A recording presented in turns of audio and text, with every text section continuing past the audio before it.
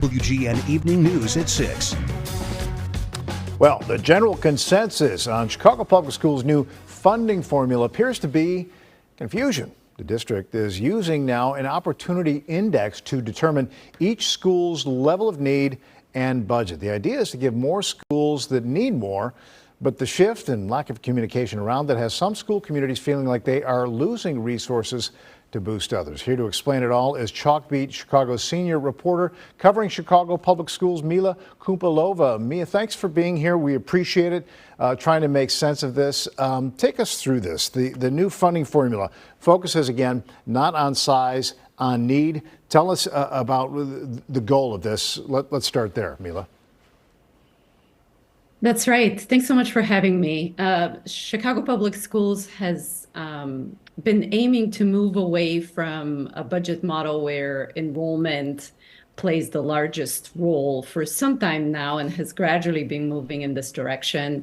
This spring, there was really a more decisive shift where all schools get a set number of positions.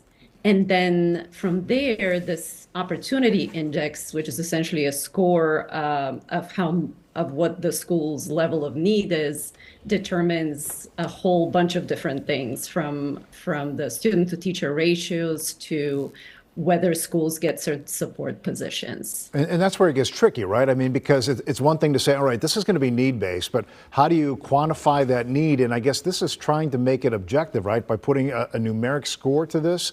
Can you briefly explain how that gets calculated? Sure. So the district, after some consultation with researchers and other folks, settled on 12 indicators or metrics, a lot of them having to do with the demographics of students who attend that school.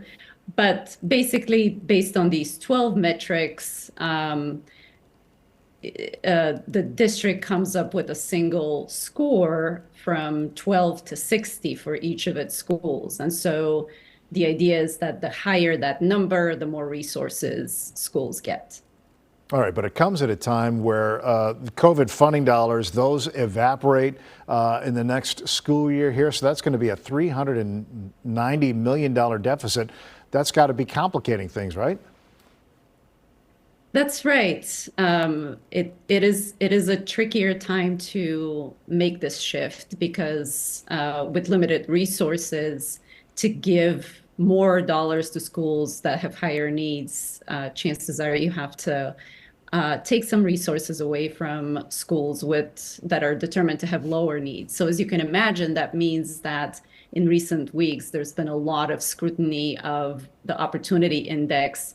And folks at various schools have looked very closely at their score and questioned, does this accurately capture how much our students need?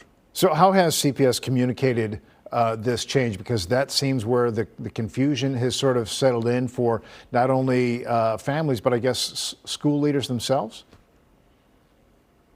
Yeah, I think there is still some confusion across the board. I mean, as you can imagine, with 12 metrics coming together into this index, which has pretty high stakes for schools right now. There's still a lot of questions about why these metrics, how do they work? For example, I heard a lot of concerns that the metrics regarding neighborhood characteristics might not be fair to schools who might be in wealthier neighborhoods, but draw students from neighborhoods with higher needs.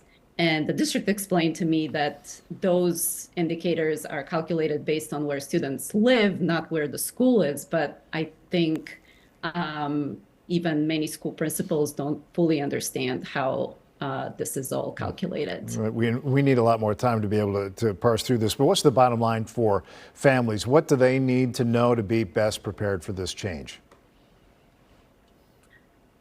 Well, for one thing, if families are curious what their school's score is and what are those 12 numbers that fed into it, we have a spreadsheet with all of those numbers, and it's obviously a lot of them, with our story on our website. And from there on, we're waiting for the district to unveil its final budget with all of the numbers, where we'll get more clarity on what this coming school year will look like. Okay, so that's a Chalkbeats website. Mila Kumpalova, thanks so much for being with us. We appreciate it. Thanks so much for having me. All right, you take care.